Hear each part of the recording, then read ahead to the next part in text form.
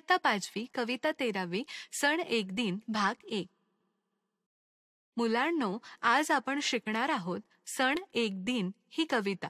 या कवितेचे कवी आहेत यशवंत दिनकर पेंढारकर उर्फ कवी यशवंत. या चित्रात तुम्हाला काय दिसतंय? कशाचे आहे हे चित्र? मॅडम, सजवलेले बैल आहेत. घराच्या दारात एक बाई पूजेचं ताट घेऊन उभी राहिली आहे. एक माणूस तुतारी वाजवतो आहे. एक मुलगा आणि एक माणूस त्या बैलाजवळ उभे आहेत. अगदी बरोबर. मग हे बैल का बरं सजवले असतील?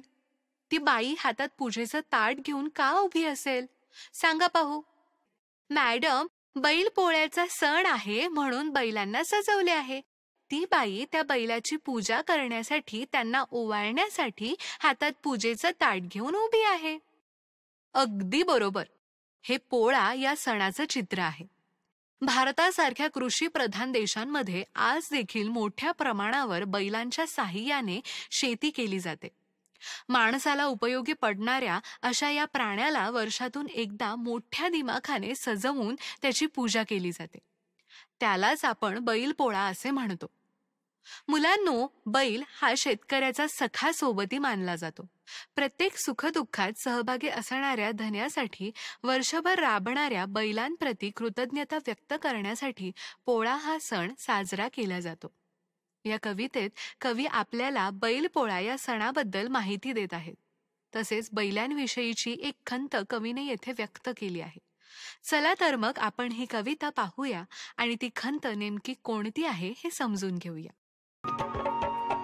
शिंगे रंगविली बाशिंगे बांधली, शिंगे रंगविली बाशिंगे बांधली, चढविल्या झुली आईने दार, चढविल्या झुली आईने दार, शिंगे रंगविली.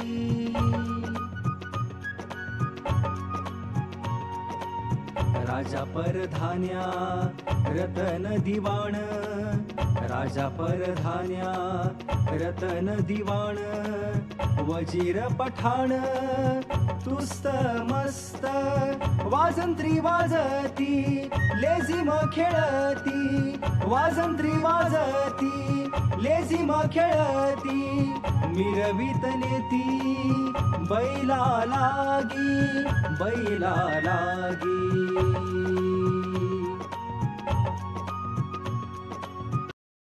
बैल पोळ्याच्या दिवशी बैलांना कसे सजवले आहे त्याचे वर्णन सुरुवातीच्या कडव्यात केले आहे. या सणासाठी बैलांची शिंगे रंगविली जातात. त्यांच्या कपाळाला बाशिंगे बांधली. मुलांनो, बाशिंग म्हणजे काय? तुम्ही पाहिलंय का कधी बाशिंग? हो मॅडम, मी गावी लग्नाला गेलो होतो ना, तिथे नवरा नवरीला बाशिंग बांधलं होतं. बरोबर. लग्नासाठी नवरा नवरीच्या कपाळावर जे कागदाचे केलेले आभूषण बांधतात ते म्हणजे बाशिंग. अगदी तसंच बाशिंग पोळ्याच्या दिवशी बैलांना सुद्धा बांधतात. बैलांच्या अंगावर छान छोटे छोटे आरसे लावून सजवलेल्या झुली सुद्धा चढवल्या आहेत. अशा पद्धतीने राजा, परधाण्या, रतन, दिवाण, वजीर आणि पठाण या बैलांना सजवले आहे. यामुळे बैलही खूप खुश आहेत. वाजंत्री म्हणजे ढोल ताशे वाजवून लेझिम खेळत पूर्ण गावातून मिरवणूक काढली आहे. या मिरवणुकीच्या वेळी प्रत्येक घरी बैल येऊन उभा राहिला की घरातील स्त्रिया त्याच्या पायावर पाणी घालतात, हळद कुंकू लावतात, त्यांना ओवाळून त्यांची पूजा करतात आणि त्यांना गोडधोड पदार्थ खायला देतात. मुलांनो, पोळा हा सण जास्त कुठे साजरा केला जातो?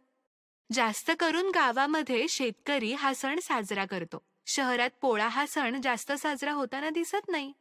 अगदी बरोबर. शहरापेक्षा गावातच हा सण मोठ्या प्रमाणात साजरा होतो, कारण शेती आणि शेतकरी गावातच असतात. चला तर मग पुढच्या ओळींमधून कवी आपल्याला काय सांगत आहेत ते आपण पाहूया.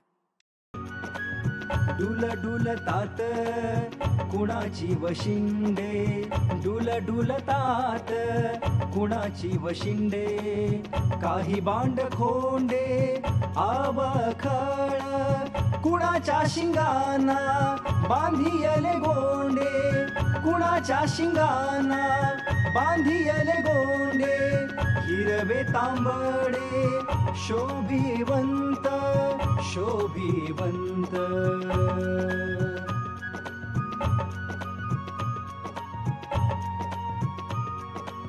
वाजती गळ्यात घुंगरांच्या माळा वाजती गळ्यात घुंगरांच्या माळा सण बैल पोळा ऐसा चाले वाजती गळ्यात घुंगरांच्या माळा. या ओळींमध्ये काही नवीन शब्द आले आहेत, त्यांचे अर्थ बघूया.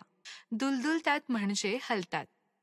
वाशिंड म्हणजे गायीच्या आणि बैलांच्या पाठीवरचा उंचवटा. बांडखोड म्हणजे तरणा बैल. तरणा बांड असा शब्द तुम्ही ऐकला असेल ना. अवखळ म्हणजे खट्याळ चपळ. काही तरुण बैल खोडकर आहेत, तर काही बैलांच्या शिंगांना लाल हिरव्या रंगाचे शोभिवंत गोंडे बांधले आहेत. मुलांनो, आपल्याला सर्वांना माहीत आहे की बैलांच्या गळ्यात घुंगराची माळ असते. तर बैलांच्या गळ्यातील घुंगरमाळा वाजत आहेत आणि असा हा बैलपोळ्याचा सण उत्साहात साजरा केला जात आहे.